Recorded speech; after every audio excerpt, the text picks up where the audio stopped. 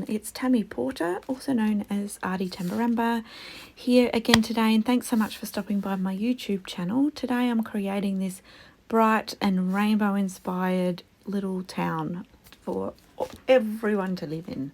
So I'll go through what I used first. I used the new brand new sticky quotes. I also used the watercolors of Marlene's and one of the watercolor brushes. And then as far as paints go, I've basically used all the colours of the rainbow. So red, which is ho ho ho, orange, hot curry, yellow is happy, green is envy. And I use both blues, like a Mermaid, the softer blue, and Smurf, the darker blue. Ballet for pink and Royal for purple. So all the colours of the rainbow. Then I've used the wider craft. And I've used the brand new Owlicious stamp, which I did do a video last time showing this stamp, but I use it again this time. And of course the gorgeous home stamps, which is called Home Alone. And then I've used the smooth all round paper, which is the nice thick mixed media paper, but it is smooth, so it's perfect for colouring with pencils and stuff, which is what I get into today. Okay, so I'll get started. So I've grabbed a sheet of the smooth mixed media paper, and I know that I want to do a rainbow inspired little cluster of houses, so a little community that I guess is accepting and embracing of all, and yeah, just sort of came into my mind when I saw the houses. So what I've done is I've grabbed the thicker craft tape and I've popped it down at the bottom, towards the bottom of the page, and so I had a gap, so I wanted to cover that as well, so I used 2 strips. So this is just to act as a mask so that the watercolour doesn't go beyond that line, because I knew once I'd put all the colour down I wanted to come in with a stamp, one of the new stamps in that house set, and the black and white stripe, and I wanted to use that as the base. So I needed to mask off first so that I had that sharp line. So then I'm basically using all the acrylic paints as watercolors. So I'm just putting a little bit on my like paint palette there, and I just add quite a bit of water to it, mix it up, and then I'm just using the watercolor brush to randomly sponge it on, splush it on, not sure, smoosh it on, I'm not sure what the word is, but you get the general idea. So I started with the red, and I work while they're still wet so that you get a bit of blending, because I'm working in rainbow colours, red, orange, yellow, green, blue, through to the deeper purple. If they mix, you're not going to get, you know, in muddy colours, so they're going to complement together, so it doesn't really matter. But what I am doing as I go, so like I did the red, and then I covered up all the other spots and splattered with the red paint, and then I moved on to the orange, and then I covered up either side of the orange paint and splattered. So I just used paper towel and a scrap piece of paper that was on my desk to cover them up, and so that I could then splat. I hope that makes sense. But it means that the splats don't go everywhere and ruin your nice sort of rainbow. And I also tried, when I put the paint down, to go a bit higher at the top and in a kind of a rainbowy curve, I guess, across the page. Okay, so now I am stamping down some basic houses from the set, and I love that the roofs are all separate, so you can build your own house, you can change the roof, you can change the doors, you can do whatever you like. So I've put 4 basic images down, and now what I'm doing is I'm stamping a repeat of these images onto a post-it. We call it a post-it note in Australia. I'm not sure what you call it, but a sticky note maybe. So what I'm doing is I'm using these as a mask. So, sorry, I keep saying so. I must stop doing that. I have stamped onto the post-it note, and then I've cut around it, and because it's a post-it note or a sticky note, it sticks then directly onto the stamp that's already on my page.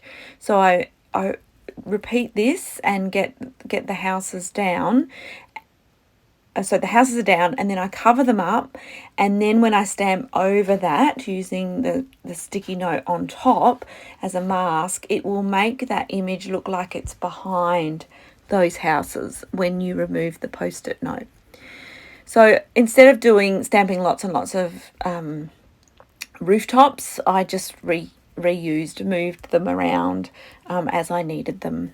I didn't need to, cut out 4 or 5 of the same roof. I just borrowed from here, borrowed from there, moved them along. So you can see I've done it in a few different spots, just thinking about, well, perhaps there'll be a couple of trees in the background. So I've grabbed the branch stamp from the owl set to make a tree, and then I want to put a little house in the background as well. So I'm just selecting a roof for that. And then when I lift those little sticky notes or post-it notes, you'll see that magically those stamps look like they are behind what you initially stamped onto your page. So I really hope that makes sense. It's hard when I do the voiceovers. Often I do them after a working day and my brain is a little mushy and I can't quite get my words out to explain what I mean, but hopefully with me saying it and the visual representation you can understand what I mean.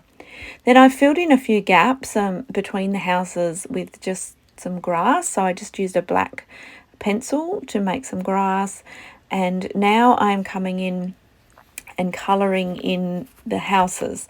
So it's very hard to see on the red. The red, for some reason, comes out really bold on the camera. It doesn't really quite look like that in real life. But I start with the red. So I'm using the same colour pencil as the painted background. As you know, with watercolours and even with acrylic, using acrylic paints as watercolours, so they're watered down, they are quite transparent. So adding some pops of colour with a coloured pencil does work, so it just gives a bit of an oomph and depth to the colour. So I'm still going with red in the red and just going basically around Marlene's shadows, which I've explained before that I love about her stamped images is she always includes a little bit of a shadow, and that gives me a guide as to where to put a little bit darker colour to create sort of more natural looking shadows, because it's something I'm not super confident in yet with my colouring. But hey, practice makes perfect, and with lots and lots of practice we do get better at things. That's what I'm aiming for anyway.